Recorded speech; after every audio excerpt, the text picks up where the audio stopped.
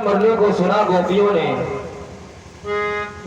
तो जो गोपी जैसी घर में बैठी हुई थी उसी प्रकार से भगवान की मुरली को सुनने के लिए अपने घर से भागने लगी।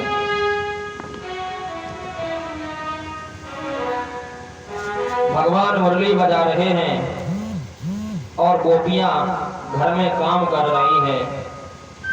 जब भगवान की मुरली की आवाज गोपियों के कान में पड़ती है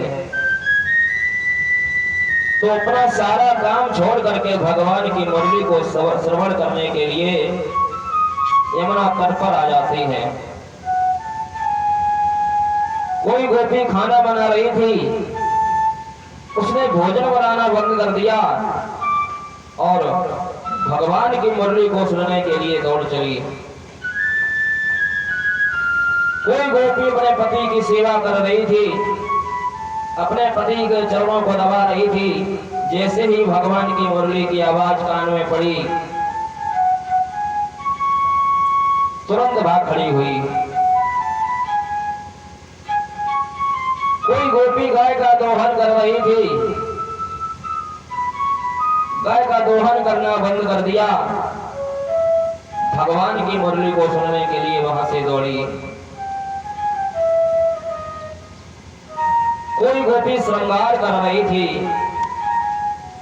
तो उसी समय वहां से भागने लगी। कवि लिखते हैं,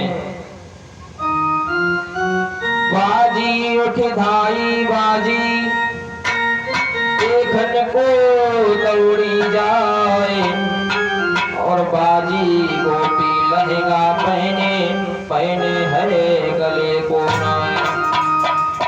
बाजी के उठी है पीर, बाजी ना धरत है धीर, और बाजी ने संभारे चीर, बाजी है मन में अधीर। बाजी कहे कहाँ बाजी, बाजी कहे बंसी बाजी, बाजी है कन्हैया जी की रस भरी बांसुरी बाजी। क्या दशा बन गई कि उल्टे सीधे गहने पहने और साड़ी लपेट ली कहने को, बहु तेरा रोका पतियों ने राजी न हुई घर रहने को।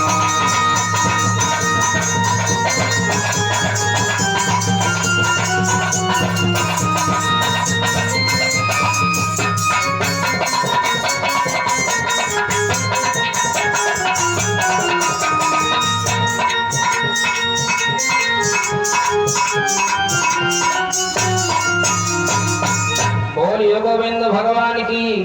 आप सभी गोपियां भगवान की मुरली को सुनने के लिए दौड़ चली। तो किसी कवि ने लिखा है, जो श्रृंगार की वस्तुएं थीं जहां लगानी चाहिए वहां नहीं लग पाई। किसी के नाक में कुंडल के नथुनी कानन में, किसी के दांतन में सुरमाल पुष्प हाथन में,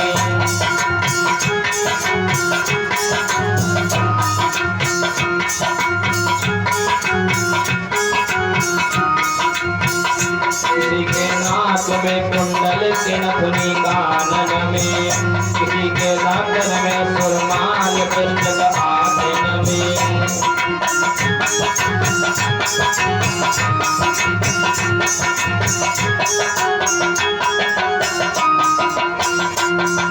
आज गोपियों ने अपना उल्टा सीधा श्रृंगार किया, गले की वस्तु को पैर में बांध लिया और जो पैरों की वस्तु होती है उसको गले में धारण कर लिया।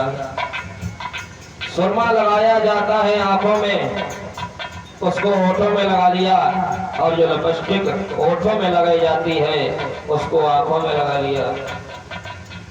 नथुनी कान में पहन ली और कुंडल नाक में बांध लिए। जब भगवान की मुरली को सुना तो ऐसी दशा गोपियों की बन गई। सब गोपियां दौड़ी दौड़ी भगवान के पास जाकर के कहने लगी। जब सब गोपियां भगवान के पास में पहुंच गई तो भगवान ने मुरली को बजाना बंद कर दिया और गोपियों का स्वागत किया।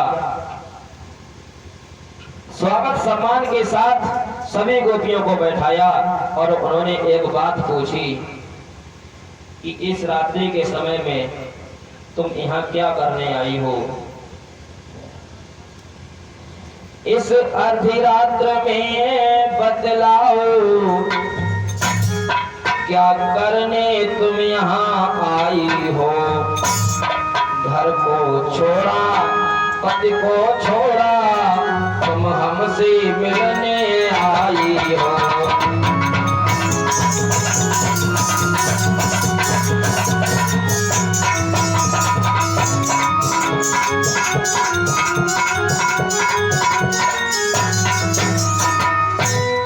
आज गोपियां कहने लगी, भगवान, हे प्रभु दीन बंधु, आप जब मुरली बजाते हो तो मैं घर में रुक नहीं पाती हूँ। आग लगे उन बासन में, जाकी जबनी बैरन बसुरिया। जब आप मुरली का वादन करते हो तो मैं अपने घर में नहीं रुक पाती हूँ। भगवान कहते हैं मुरली बजाना मेरा काम है, मेरा मन होगा तब मैं मुरली बजाऊंगा। तुम्हारा धर्म क्या कहता है कि तुमको रात्रि के समय में अपने पति की सेवा करनी चाहिए, तुम्हें रात्रि के समय में अपने घर में रहना चाहिए। तुम अपने घर को छोड़ करके, अपने पति को छोड़ करके मेरे पास क्यों आई हो? गोपियों ने कहा, प्रभु एक बात का उत्तर दो मुझे। किसी स्त्री का पति धन कमाने के लिए परदेश गया हुआ हो तो उस स्त्री को क्या करना चाहिए? उस स्त्री को किसकी पूजा करनी चाहिए? अपने पति की या उसके चित्र की?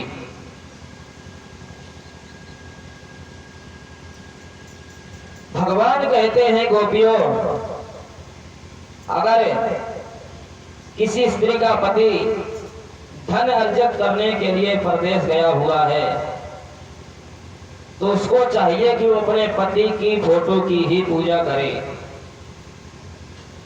तो गोपियां कहने लगी, ठीक है भगवान।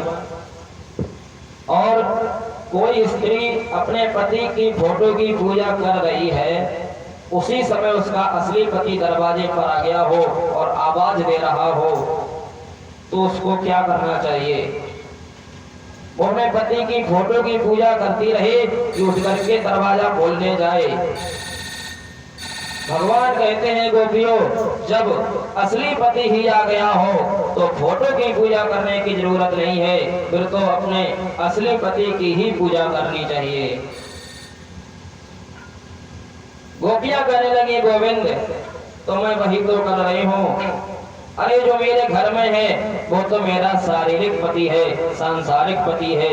आप हमारे मन के पति हो, आप तो सारे जगत के पति हो, इसलिए मैं आपसे मिलने आई हूँ।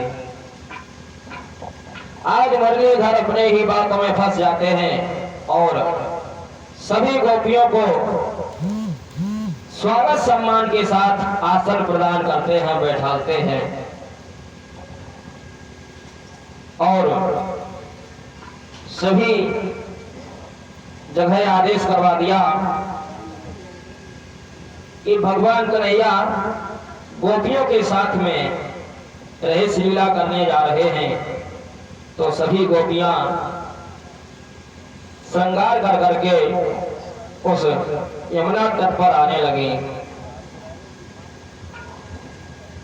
गंधर्व और किन्नर सुर गड़े गोपी बन बन कर आते हैं। अनगिनत रमणियों के दल में वो राधा रमण सुहाते हैं।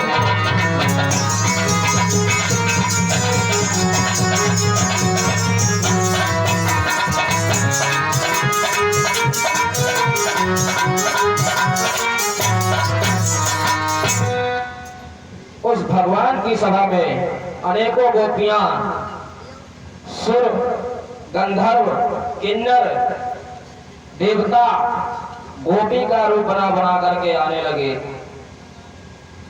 इधर मैया पार्वती के पास में खबर पहुंची। रात्रि के समय में श्रृंगार करने लगी तो भोले बाबा कहने लगे, पार्वती इतनी रात्रि के समय श्रृंगार करके कहां जा रही हो? मैया पार्वती कहने लगी, मैं वृंदावन में जा रही हूं, मुरलीधर गोपियों के साथ में रसलीला खेलेंगे, मैं वही देखने के लिए जा रही हूं।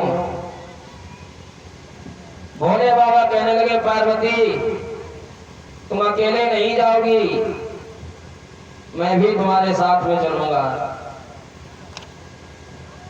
मैया पार्वती ने कहा, भोले बाबा वहां केवल स्त्रियां ही जा सकती हैं, पुरुषों के लिए कोई जगह नहीं है, केवल स्त्रियों को ही बुलाया गया है और वहां केवल कृष्ण कन्हैया और वृंदावन की सारी गोपियां होंगी। भगवान भोले बाबा कहने लगे, पार्वती तुम कुछ भी कहो लेकिन मैं तो जाऊंगा। मां पार्वती ने कहा, भोले बाबा मैं आपसे बार बार कह रही हूं कि वहां पुरुषों के लिए कोई एंट्री नहीं है, केवल स्त्रियां ही जाएंगी। तो भोले बाबा कहने लगे, तो क्या हुआ, मैं भी स्त्री बन जाता हूं, तब तो तुम मुझे अपने साथ ले चलोगी। बोले गौरा से भगवान शंकर,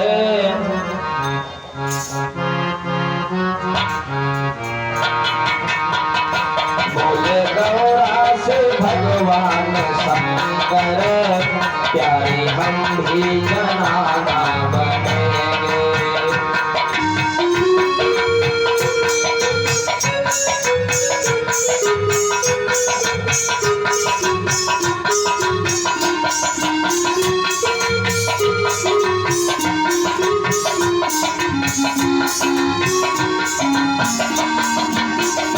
बोले गौरा से भगवान शंकर, प्यारी हम भी जनाना बनेंगे।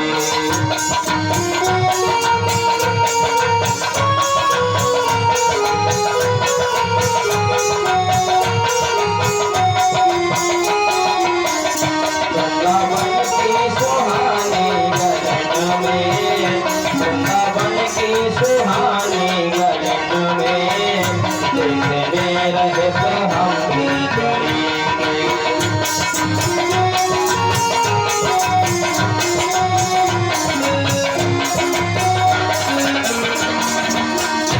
बोले गौरा से भगवान शंकर, प्यारी हम भी जनाना बनेंगे।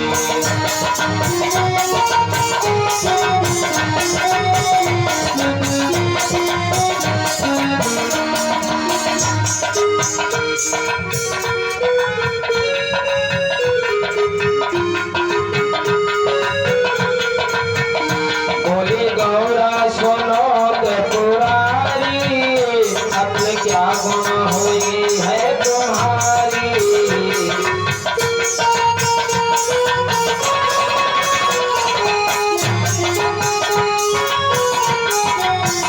बोली गौरा सुनो के पुरारी, अपने क्या गुण हुई है तुम्हारी।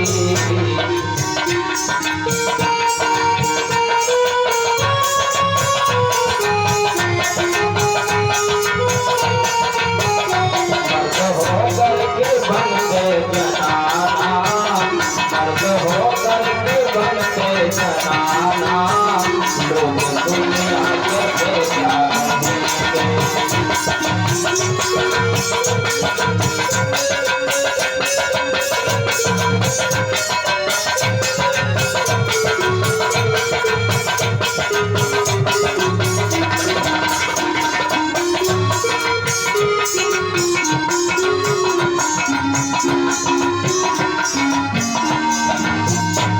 बोले गौरस भगवान शंकर प्यारी हम ही जनाना बनेंगे।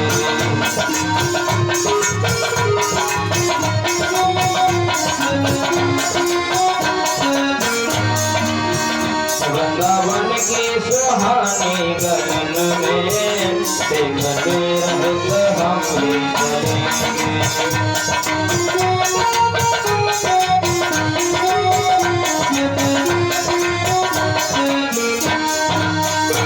भोले बाबा नहीं माने और श्रृंगार करने लगे हैं। भोले करने लगे हैं तैयारी, बांध तन पर बनारस की साड़ी।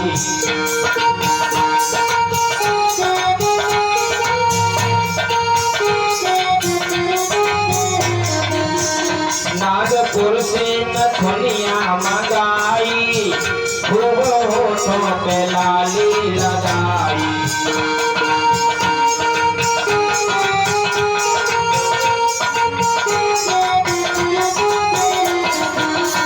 भोले करने लगे हैं तैयारी, बांधे तन पर बनारस की साड़ी।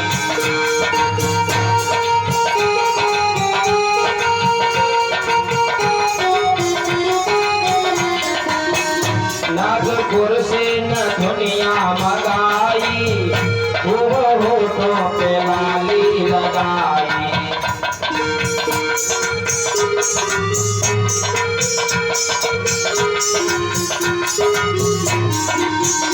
मर्द हो करके बनते जनाना, मर्द हो करके बनते जनाना, बोल कन्या से जाने।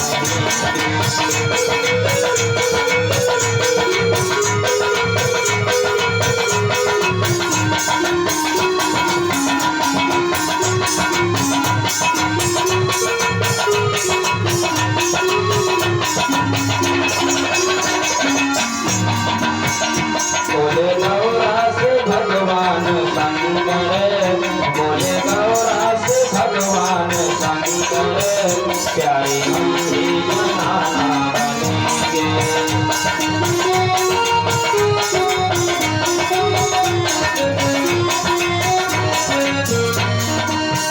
वृंदावन की सुहानी गगन में, वृंदावन की सुहानी गगन में देखने रहते हम भी करेंगे।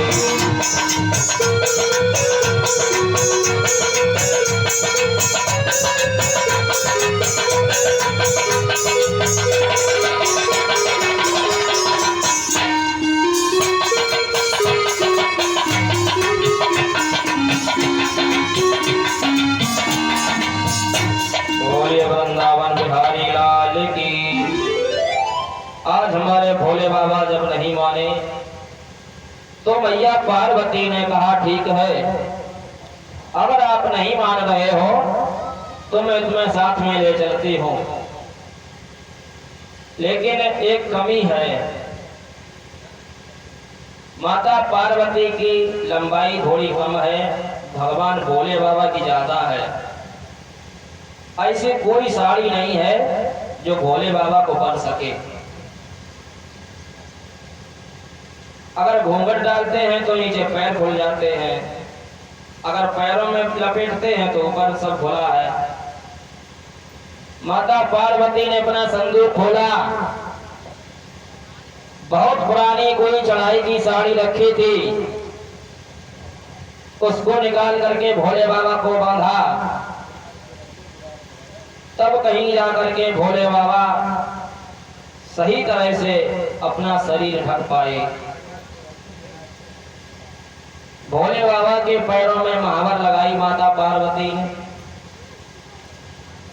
एंगुर टिकुलिया मांग भरी, पाउडर लगाओ, लिपस्टिक। कहने का मतलब है 16 श्रृंगार हमारे भोले बाबा ने किए। क्यों? वृंदावन में जाएंगे और भगवान का रहस्य लीला का दर्शन करेंगे। इसलिए आज हमारे भोले बाबा माथे पे अपने शंकर चोनरिया डाल के भोला से बन गई भोली काली माँ।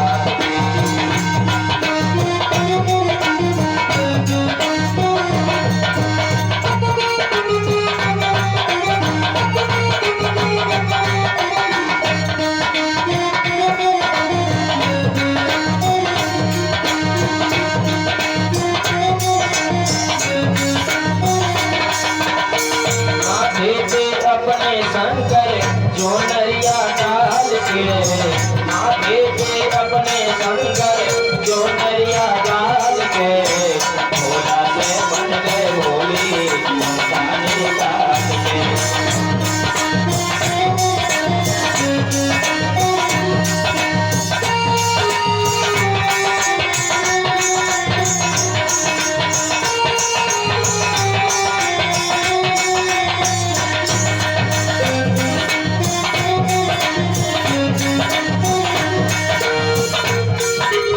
पार्वती ने कहा भोले बाबा श्रृंगार तो कर लिया है, लेकिन एक बात बताओ,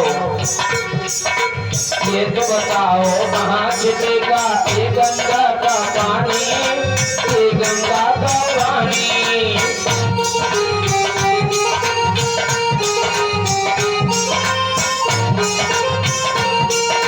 मर्दानी आवाज तुम्हारी,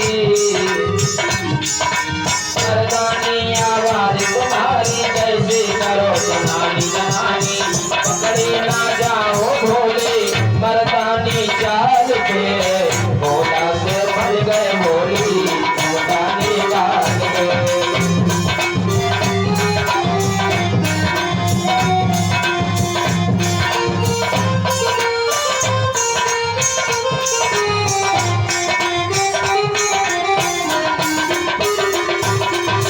माथे पे अपने शंकर चोनरिया डाल के माथे पे अपने शंकर चोनरिया डाल के भोला से बन गए भोली मर्दानी डाल के।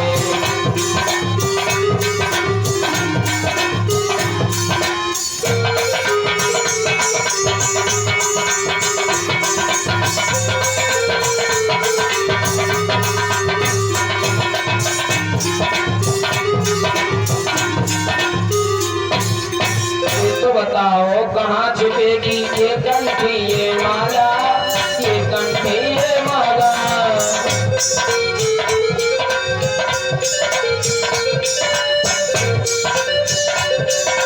हाथ तुम्हारे कमर विराजे, हाथ तुम्हारे कमर विराजे, गल सर्पों की माला, गल सर्पों की माला। इनको तो रख लूंगा मैं, इनको तो रख लूंगा मैं झोली में डाल के भोला से बन गए भोली काली डाल के।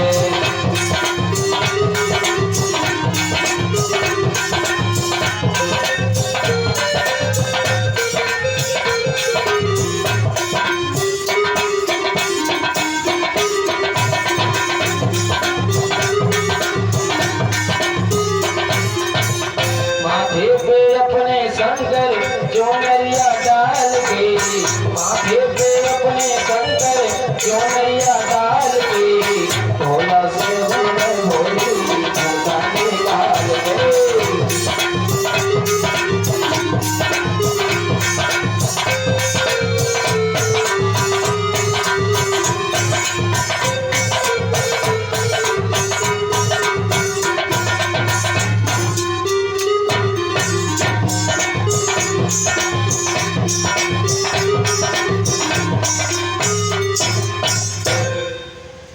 आज हमारे भोले बाबा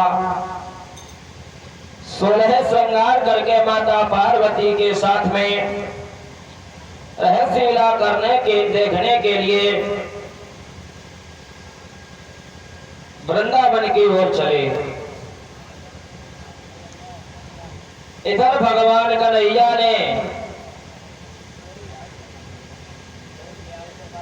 सुरक्षा को देखते हुए ललिता और विशाखा को चेकिंग करने के लिए लगा दिया। सबको चेक करना, सबका नाम पता पूछना, कोई भी कंस का दैत्य इस रहस्य लीला में प्रवेश न करने पाए। इसलिए आज हमारे भगवान ने चेकिंग करने के लिए ललिता और विशाखा को लगा दिया। जैसे ही मैया पार्वती भोले बाबा के साथ में पहुंची, भोले बाबा लंबा सा घूंघट मारे हुए हैं और माता पार्वती के पीछे पीछे चल रहे हैं धीरे धीरे। कभी साड़ी पहन के चले तो थे नहीं, अनूप और लग रहा था, तो बहुत धीरे धीरे चल रहे हैं। तो ललिता विशाखा ने देखा ये तो भोले बाबा की पत्नी मैया पार्वती हैं, तो उनको जाने दिया। जैसे ही भोले बाबा पहुंचे तुरंत रोक लिया। कौन हो, कहां से आई हो, क्या नाम है तुम्हारा, पूरा परिचय दीजिए। अब भोले बाबा चुप। अब कहां है? माता पार्वती की तरफ इशारा करके बोले इधर आओ, इनको बताओ मैं कौन हूं। माता पार्वती ने कहा हमने खूब मना किया था, नहीं माने, अब पकड़े जाओगे। मैया पार्वती ने मन में विचार किया आज भोले बाबा से मजाक करने का मौका अच्छा है। तो माता पार्वती आकर के कहने लगी कि इनको आने दो, ये मेरे साथ में आई हैं। विशाखा पूछने लगी मैया ये है कौन? माता पार्वती ने उत्तर देते हुए कहा ये उत्तर दिश से आई है और भक्ति का काम ये करती है। हो गया बदन इनका काला और देवरानी मेरी लगती है।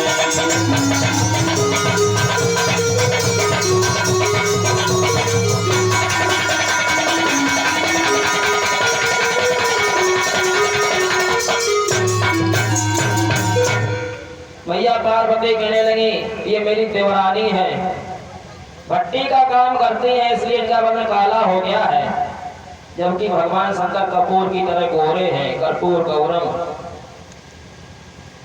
मैया पार्वती ने मजाक करते हुए कहा ये मेरी देवरानी है, और एक दृष्टि से ठीक भी कहा,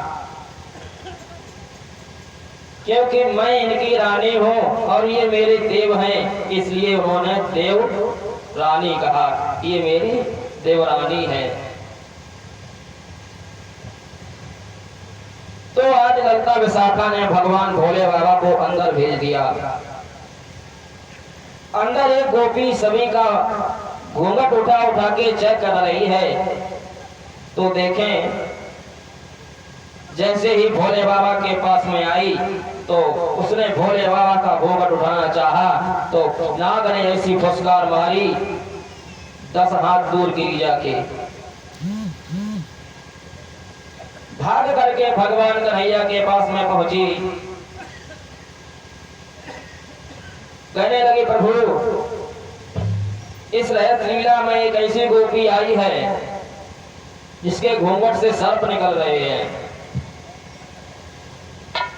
भोले बाबा भगवान कन्हैया कहने लगे कहां पर है? इशारा करके बता दिया उस जगह बैठी हुई है। जैसे ही भगवान कन्हैया ने घूंघट खोलना चाहा, भोले बाबा ने अपने घूंघट को कस के पकड़ लिया। भोले बाबा अपनी तरफ खींच रहे हैं, भगवान कन्हैया अपनी तरफ खींच रहे हैं, और इसी तरह से खींचातानी में भगवान ने घूंघट को छोड़ दिया तो देखा कि त्रिपुरारी भगवान के सामने बैठे हुए हैं। इसी से भगवान का एक नाम पड़ गया बोलिए गोप गोपेश्वर महादेव की। भगवान ने कहा प्रभु आपको हमारी इस लीला में आने के लिए स्त्री का रूप बनाने की क्या जरूरत थी? आप अगर अपने रूप में भी आ जाते तो आपको कोई नहीं रोकता। भगवान कहने लगे पार्वती ने जा कही थी कि वन केवल स्त्रियां जाएंगी, इसलिए मैंने स्त्री रूप बना लिया। तो भगवान कहने लगे कोई बात नहीं, आज हमारे प्रभु सभी गोपियों के साथ में नृत्य करते हैं। जितनी गोपियां हैं उतने ही कृष्ण हैं और भगवान भोले बाबा मैया पार्वती के साथ में नृत्य करते हैं। इधर कामदेव का आना हुआ, उसने भगवान से शर्त रख दी, तुम इतनी गोपियों के साथ में नृत्य कर रहे हो, अगर मैंने तुम्हारे अंदर काम भावना उत्पन्न कर दी तो तुमको मेरा पुत्र बनना पड़ेगा, और मैं हार गया तो मैं तुम्हारा पुत्र बनूंगा। तो भगवान कहने लगे मुझे तुम्हारी शर्त मंजूर है। कामदेव ने अपनी सारी शक्ति लगा दी, लेकिन योगी राज कृष्ण पर कोई असर नहीं हुआ। सभी गोपियों के साथ में भगवान नृत्य करते हैं। नृत्य करते करते गोपियों को अभिमान हो गया। गोपियों को अभिमान हो गया कि भगवान मुरलीधर अब मेरे वश में हो गए हैं।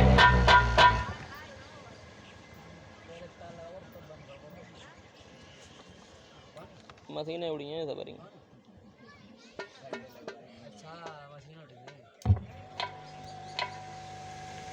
राधे श्री राधे।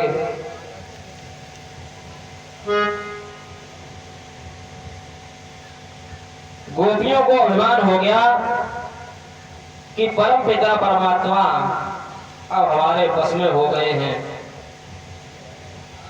तो भगवान ने देखा इनका अभिमान मुझे चूर करना चाहिए। भगवान अपने साथ अपनी सबसे प्रिय सखी को लेकर के और सभी गोपियों के बीच से अंतर्ध्यान हो जाते हैं। जब भगवान गोपियों के साथ गोपियों के मध्य से अंतर्ध्यान हो गए तो सभी गोपियां भगवान को बुला रही हैं, हे प्रभु एक बार तो दर्शन दे दीजिए। और जैसे जल के बिना मछली तड़पती है, उसी तरह से आज गोपियां भगवान की विरह में तड़प रही हैं। इधर भगवान अपनी सबसे प्रिय सखी को लेकर के अंतर्ध्यान हो गए, जिसका नाम है राधा। पूरे श्रीमद् भागवत महापुराण में श्री सुखदेव जी महाराज ने राधा नाम का उच्चारण नहीं किया है, केवल एक सखी कह करके राधा को उच्चारण किया है। क्योंकि श्री सुखदेव जी महाराज की गुरु मां है राधा, इसलिए सुखदेव जी महाराज ने राधा नाम का उच्चारण पूरे श्रीमद् भागवत महापुराण में नहीं किया है। जहां से परीक्षित जी को कथा सुनाना प्रारंभ किया और जहां पर उन्होंने बंद की, उतने बीच में राधा नाम का उच्चारण श्री सुखदेव जी ने नहीं किया। इधर हमारे प्रभु राधा को लेकर के अंतर्ध्यान हुए। जब राधा को लेकर के अंतर्ध्यान हो गए तो राधा के मन में अभिमान हो गया कि सबसे ज्यादा प्रेम कन्हैया हमसे करते हैं, इसीलिए सभी गोपियों के बीच से मुझे लेकर के यहाँ आ गए हैं।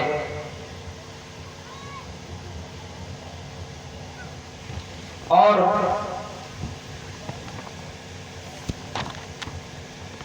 राधा ने कहा, प्रभु मैं चलते चलते थक गई हूं और अब मुझसे चला नहीं जा रहा है। प्रभु एक काम करो, ऐसा करो आप मुझे अपने कंधे पर बैठा लो। भगवान कहने लगे, राधा मुझे लगता है तुम बहुत ज्यादा थक गई हो, इसलिए काम करो तुम मेरे कंधे पर बैठ जाओ।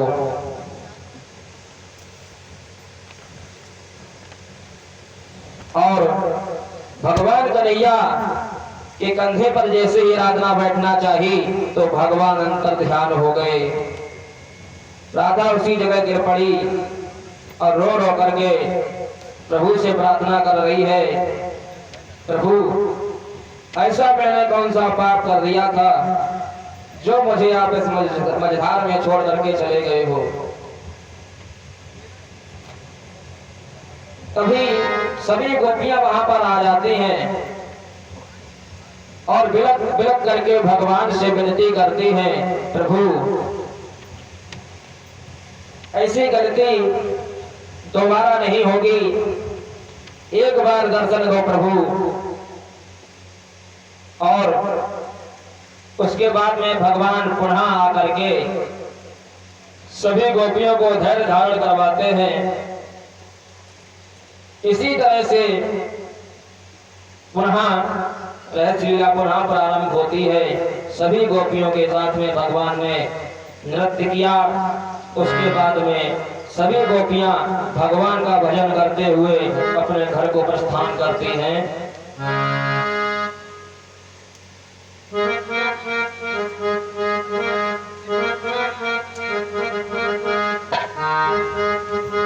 और इसके आगे की कथा आप सभी भक्त परम पूज्य गुरुदेव भगवान के मुखारविंद से श्रवण करेंगे।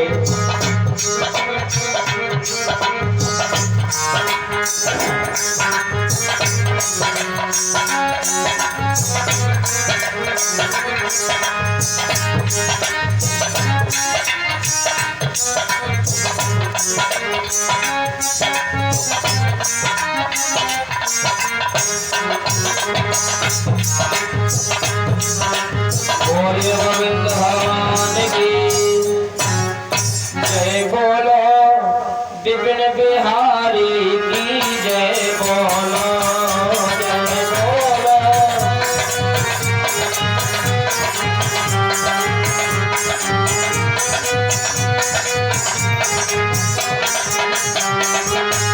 जय बोलो विपिन बिहारी की जय बोलो।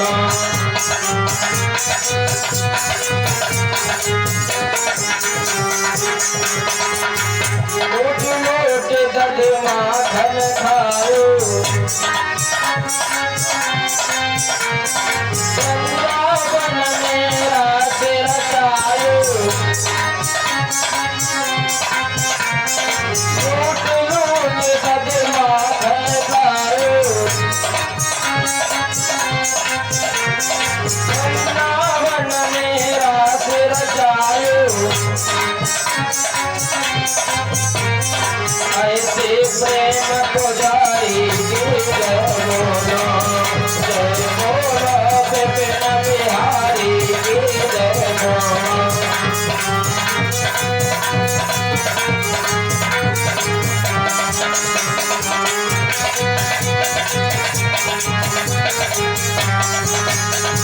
बोलिए वृंदावन बिहारी लाल की। परम पूज्य गुरुदेव भगवान मंच पर आसीन होने वाले हैं। इस माइक्रोफोन की आवाज जहां तक जा रही हो, सभी भक्तों से अनुरोध है अतिशीघ्र अपने गृह कार्यों से निवृत्त होकर भागवत कथा पंडाल में आए और भगवान के चरित्रों को सुन करके अपने जीवन को धन्य बनाएं। जय श्री राधे, जय श्री श्याम।